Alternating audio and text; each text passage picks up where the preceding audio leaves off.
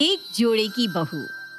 सर्दी के मौसम में तो हर किसी को ठंड लगती है, पर क्या हो जब किसी को हद से ज्यादा ही ठंड लगे। ऐसी ही कहानी है गायत्री निवास की। गायत्री अपनी बेटी काजल, बड़ी बहू नंदिनी, बड़ा बेटा राज और छोटे बेटे अनुराग के साथ रहा करती थी। एक दिन गायत्री अपनी बेटी बहू के पास जाती है और उनसे अनुराग की शादी की बात करती है। काजल, नंदिनी बहू, देख अनुराग के लिए इस लड़की का रिश्ता आया है। देखकर जरा बताओ लड़की कैसी लग रही है अनुराग के लिए।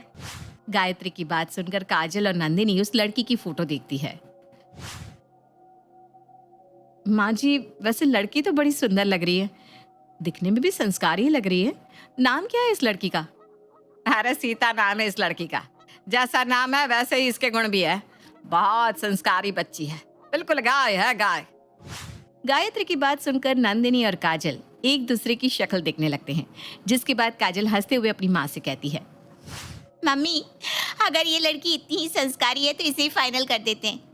शाम को जब अनुराग भैया आएंगे तो आप भैया से इस लड़की के बारे में बात कर लेना। और हाँ, उनसे ये मत पूछना भूलना कि वो किसी और लड़की से शादी करना तो नहीं चाहते। कहीं ऐसा ना हो आप उनकी कहीं और ही शादी करवा दो और वो किसी और से ही करना चाहती हो। बात तो तू बिल्कुल सही कह रही है बेटा। आने दे शाम को अनुराग को, आज उसके दिल की बात पूछ कर ही रहूंगी। इस तरह गायत्री अपनी बात खत्म करके अपने कमरे में चली जाती है और शाम को अनुराग जब अपने घर आता है तो सभी डाइनिंग टेबल पर बैठकर खाना खाते हुए आपस में बात कर रहे थे। तभी गायत्री अनुराग से कहती है, अनुराग बेटा, तेरी अब शादी की उम्र हो चली है। हाँ माँ, मैं जानता हूँ मेरी उम्र हो चली है, पर आज आप इस तरह से अजीब सी बातें क्यों कर रही हो? अनुराग की बात सुनकर काजल और नंदिनी हंस पड़ती है, जिसके बाद नंदिनी हंसते हुए अपने देवर अनुराग से कहती है, देवर जी, माँ जी आपसे ये बात इसलिए कह रही है क्योंकि वो आपके हाथ पीले करवाना चाहती है।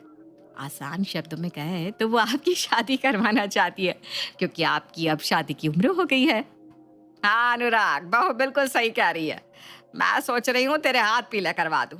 देख, अगर तुझे कोई लड़की पसंद है तो मुझे अभी से बता दे। अरे नहीं माँ, मुझे कोई लड़की पसंद नहीं, बाकी आपको जो सही लगे वही करिए।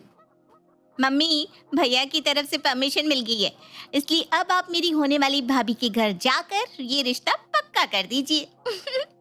भैया, आपको पता है आपके लिए सीता नाम की लड़की का रिश्ता आया है, जिसके लिए माँ ने तो ऑलरेडी हाँ भी कर दी है।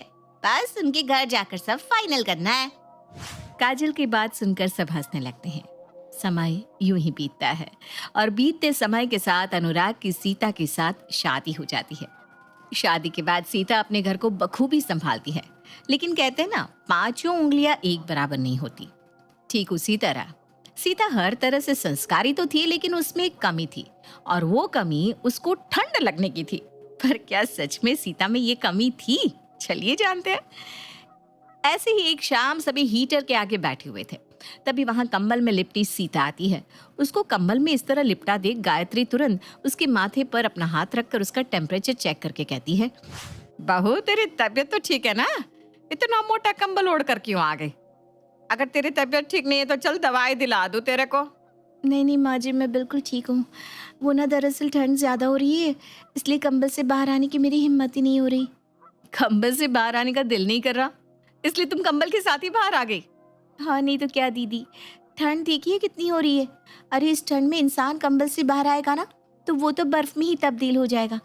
मैं तो कहती हूँ आप लोग भी अपने अपने कमरे में जाकर ब्लैंकेट में घुस जाइए, ये हीटर वीटर का कोई काम नहीं है। सीता की बात सुनकर घर के सभी लोग हैरान थे, क्योंकि अभी तो सर्दी का मौसम पूरी तरह से आया भी नहीं था और सीता को इतनी ज्यादा ठंड लग रही थी। ये देखकर गायत्री कहती है, बहू लगता है तेरी तबीयत ठीक नहीं है। तू एक काम कर, जिस तरह इस कंबल के साथ बाहर आई है ना, ठीक उसी तरह इस कंबल के साथ अपने कमरे में चले जा और आराम कर ले। अपनी सास की बात सुनकर सीता किसी की बातों का कोई जवाब नहीं देती और वहां से चुपचाप कंबल ओढ़े अपने कमरे में चली जाती है। पर उसको देख नंदिनी, काजल और गायत्री के होश हवाश उड़ जाते हैं। माँ ये क्या है? मतलब अभी उतनी ठंड आई भी नहीं। देखो, हम लोग भले ही हीटर जलाकर बैठे हैं, लेकिन भाभी की हालत देखकर लगता है उनको कुछ ज्यादा ही ठंड लगती है। हाँ माँ जी, नानद जी बिल्कुल सही कह रही हैं। ऐसे तो कोई बात नहीं है, छोटी बहू की तबीयत शायद खराब होगी, इसलिए उसको इतनी ठंड लग रही होगी। गायत्री की बात सुनकर अब नंदिनी और काजल चुप हो जाते हैं और कुछ देर बाद वो दोनों ही अपने काम में व्यस्त हो जाती हैं। समय गुजरता है पर समय के साथ सीता की ठंड और ज्यादा बढ़ती जाती है। सीता अब न तो अपने कमरे को छोड़ती और न ही हीटर बंद करती। ऐसी ही एक रात अनुराग ऑफिस से घर आता है। सभी साथ में खाना खा रहे थे। अगर कोई साथ में नहीं था तो वो थी सीता। सीता को सभी के साथ ना देखकर अनुराग अपने घर में सीता के बारे में पूछता है। माँ, यार डाइनिंग टेबल पर सब है लेकिन सीता कहीं नजर नहीं आ रही, कहाँ है वो? अब क्या बताए भैया, आपकी पत्नी यानी मेरी प्यारी छोटी भाभी को इतनी ज्यादा ठंड लगती है कि वो अपने कमरे से बाहर आना जरूरी नहीं समझती। पूरा दिन अपने कमरे में रहती है, वो भी हीटर चालू करके। काजल की बात सुनकर अनुराग कुछ नहीं कहता और चुपचाप खाना खाकर अपने कमरे में चला जाता है, जहां उसको अपना कमरा एकदम गर्म दिखता है। अरे वाह सीता, तुमने तो हमारा कमरा काफी गर्म कर रखा है। हाँ नहीं तो क्या, आपको पता है कितनी ठंड हो रही है? अरे इतनी ठंड में तो हमारी कुल्फी जम जाएगी। खुद की कुल्फी जमे इसलिए खुद को सेफ रखो। आ जाओ ना आप भी, बाहर बहुत ठंड हो रही है। सीता की बात सुनकर अनुराग कुछ नहीं बोलता और चुपचाप सो जाता है।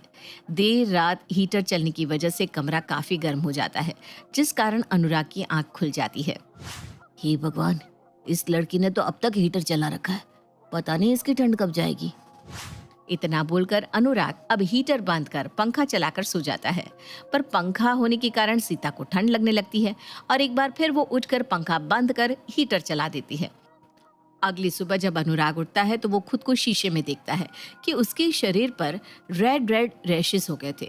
वो खुद को देख ही रहा था, तभी वहां सीता आती है और अनुराग की बॉडी पर रैशेस देखकर कहती है, अनुराग जी, ये क्या हो गया आपके शरीर पर?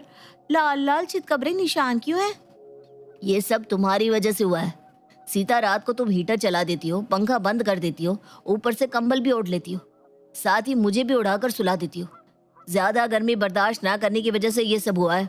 मुझे माफ कर दीजिए अनुराग जी, वो दरअसल ना मुझे सच में बहुत ठंड लगती है, इसलिए मैं ऐसा करती हूँ। सीता का भोला मुंह देखकर अनुराग भी पिघल जाता है और वो उसको कुछ नहीं बोलता, जिसके बाद वो अपने ऑफिस चला जाता है। समय गुजरता है। आज काजल का बर्थडे था। काजल के बर्थडे पर सभी घर वाले घर में एक छोटी सी पार्टी रखते हैं और उस पार्टी की थीम थी गाउन। नंदिनी भाभी, आपने पार्टी की थीम में गाउन क्यों रखा है? आप जानती है ना छोटी भाभी को कितनी ठंड लगती है। हाँ बहू, काजल बिल्कुल सही बोल रही है। अगर हमने गाउन की थीम रखी तो मेरा क्या होगा? तुझे तो पता है ना कि मैं ऐसे कपड़े नहीं पहनती, और वैसे भी छोटी बहू को जब इतनी ठंड लगती है तो वो गाउन कैसे पहनेगी? शादी के बाद पहली बार गाउन पहनने का मौका मिल रहा है।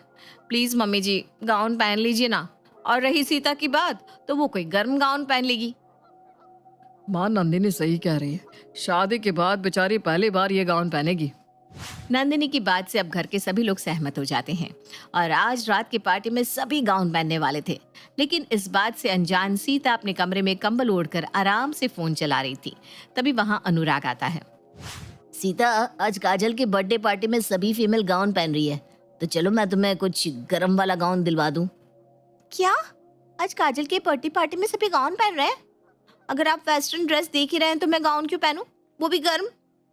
अरे क्योंकि तुम्हें बहुत ज्यादा ठंड लगती है।